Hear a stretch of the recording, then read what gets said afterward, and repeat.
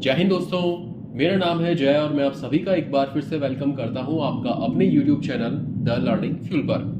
Friends, एक बार फिर से हम हाजिर हैं आपके सामने एक नई गवर्नमेंट भर्ती वीडियो के साथ। जी हाँ दोस्तों, आज इस वीडियो में हम बात करेंगे एक नई रेलवे भर्ती के बारे में। दोस्तों, मिनिस्ट्री ऑफ रेलवे ने इंडियन रेलवे में आरपीएफ यानी कि रेलवे प्रोटेक्शन फोर्स और आरपीएसएफ यानी कि रेलवे प्रोटेक्शन स्पेशल फोर्स के लिए कांस्टेबल और सब इंस्पेक्टर पदों के लिए एलिजिबल मेल और फीमेल कैंडिडेट से ऑनलाइन एप्लीकेशंस इनवाइट किए हैं। दोस्तों, आपको बता दें कि अभी इसका ऑफिशियल नोटिफिकेशन नहीं आया है, अभी इसका केवल प्रेस रिलीज हुआ है जिसके आधार पर हमने ये वीडियो बनाया है। लेकिन आपको बता दें कि बहुत ही जल्द इसका ऑफिशियल नोटिफिकेशन भी आने वाला है। मे बी इसका नोटिफिकेशन जनवरी में आ सकता है। तो आज का हमारा वीडियो इसी वैकेंसी के बारे में है और इस वीडियो में हम इस वैकेंसी के बारे में डिटेल से बात करेंगे, तो वीडियो को एंड तक पूरा जरूर देखें। तो चलिए शुरू करते हैं और सबसे पहले बात करते हैं नंबर ऑफ पोस्ट के बारे में, यानी कि इस वैकेंसी में कुल कितने पद रहेंगे। आपको बता दें कि यहाँ पर आपकी टोटल नंबर ऑफ पोस्ट रहेंगी 2250। चलिए बात करते हैं कैटेगरी वाइज वैकेंसी डिटेल्स के बारे में। तो यहाँ पर आपकी 2 पोस्ट रहेंगी, सब इंस्पेक्टर और कांस्टेबल की। तो आपको बता दें कि सब इंस्पेक्टर पोस्ट के लिए आपकी नंबर ऑफ पोस्ट रहेंगी 250 और कांस्टेबल पोस्ट के लिए आपकी नंबर ऑफ पोस्ट रहेंगी 2000। तो ये थी आपकी पोस्ट वाइज वैकेंसी डिटेल्स। दोस्तों, यहाँ पर आपको बता दें कि ये जो आपकी टोटल 2250 पोस्ट रहेंगी, इनमें से 10% वैकेंसीज एक्स सर्विसमैन के लिए रिजर्व रहेगी और 15% वैकेंसीज जो है वो फीमेल कैंडिडेट्स के लिए यानी कि फीमेल कैंडिडेट्स के लिए रिजर्व रखी जाएगी। चलिए बात करते हैं इसकी इंपॉर्टेंट डेट्स के बारे में। तो जैसा कि हमने आपको बताया कि अभी इसका ऑफिशियल नोटिफिकेशन नहीं आया है, तो अभी इसकी इंपॉर्टेंट डेट्स क्लियर नहीं है, लेकिन मे बी इसकी जो इसके ऑनलाइन फॉर्म है वो जनवरी 2024 में भरना शुरू होंगे और इसका फॉर्म फिल करने की लास्ट डेट रहेगी मे बी फरवरी 2024। चलिए बात करते हैं यहाँ पर आपकी एज लिमिट यानी कि आपकी उम्र के बारे में। तो यहाँ पर पहले हम बात करेंगे सब इंस्पेक्टर पोस्ट के लिए आपकी एज लिमिट के बारे में। तो आपको बता दें कि वो कैंडिडेट्स जो कि सब इंस्पेक्टर पोस्ट के लिए अप्लाई करेंगे, तो आपकी उम्र 20 साल से लेकर 25 साल के बीच होना जरूरी है। वही अगर बात करें कांस्टेबल पोस्ट के लिए आपकी उम्र के बारे में, तो आपको बता दें कि कांस्टेबल पोस्ट के लिए आपकी उम्र 18 साल से लेकर 25 साल के बीच होना जरूरी है। तो ये थी आपकी एज लिमिट। चलिए बात करते हैं यहाँ पर आपकी एजुकेशनल क्वालिफिकेशन के बारे में। तो यहाँ पर पहले हम बात करेंगे सब इंस्पेक्टर पोस्ट के लिए आपकी एजुकेशनल क्वालिफिकेशन के बारे में। तो वो कैंडिडेट्स जो कि सब इंस्पेक्टर पोस्ट के लिए अप्लाई करेंगे, तो यहाँ पर आपके पास बैचलर डिग्री होना जरूरी है और ये आपकी बैचलर डिग्री किसी भी स्ट्रीम के अंदर हो सकती है।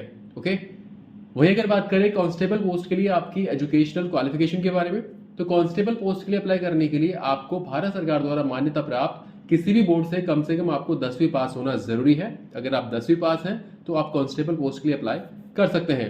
तो ये थी आपकी एजुकेशनल क्वालिफिकेशन। चलिए बात करते हैं यहाँ पर इसके सिलेक्शन प्रोसीजर के बारे में। आपको बता दें कि इसका सिलेक्शन प्रोसीजर टोटल 3 फेज में होगा, फेज फर्स्ट, फेज सेकेंड और फेज थर्ड। तो आइए पहले बात करते हैं फेज फर्स्ट के बारे में। फेज फर्स्ट में आपका होगा सीबीटी यानी कि कंप्यूटर बेस्ड टेस्ट। तो यहाँ पर आपका सब इंस्पेक्टर और कांस्टेबल पोस्ट के लिए आपका सीबीटी अलग अलग होगा। तो यहाँ पर पहले हम बात करेंगे सब इंस्पेक्टर पोस्ट के लिए होने वाले आपके सीबीटी टेस्ट के बारे में। तो ऐसे पोस्ट के लिए जो आपका सीबीटी होगा उसमें टोटल आपके 120 प्रश्न होंगे।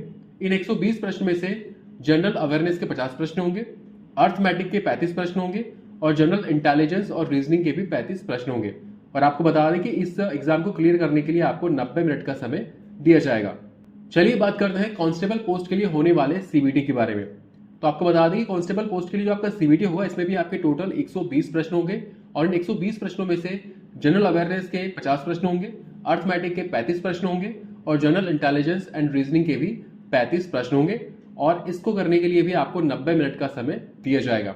फेज फर्स्ट में सीबीटी एग्जाम क्लियर करने के बाद में आपका अगला टेस्ट होगा फेज सेकंड, जिसमें क्या होगा आपका पीईटी यानी कि फिजिकल एफिशिएंसी टेस्ट और पीएमटी यानी कि फिजिकल मेजरमेंट टेस्ट। दोस्तों, आपको बता दें कि जो आपका पीईटी और जो पीएमटी होगा वो क्वालिफाइंग इन नेचर होगा, यानी कि इसके नंबर नहीं जुड़ेंगे लेकिन आपको इसमें क्वालिफाई करना जरूरी होगा। तो आइए पहले बात करते हैं पीईटी यानी कि फिजिकल एफिशिएंसी टेस्ट के बारे में। तो आपको बता दें कि पीईटी के अंदर आपकी एक तो रनिंग होगी, इसके अलावा लॉन्ग जंप और आपका हाई जंप यहाँ पर आपका होगा। तो आइए पहले बात करते हैं सब इंस्पेक्टर पोस्ट के लिए अप्लाई करने वाले मेल कैंडिडेट्स की रनिंग के बारे में। तो यहाँ पर आपको बता दें कि मेल कैंडिडेट्स की रनिंग होगी 1600 मीटर की और इस 1600 मीटर रनिंग को कंप्लीट करने के लिए आपको 6 मिनट 30 सेकंड का समय दिया जाएगा।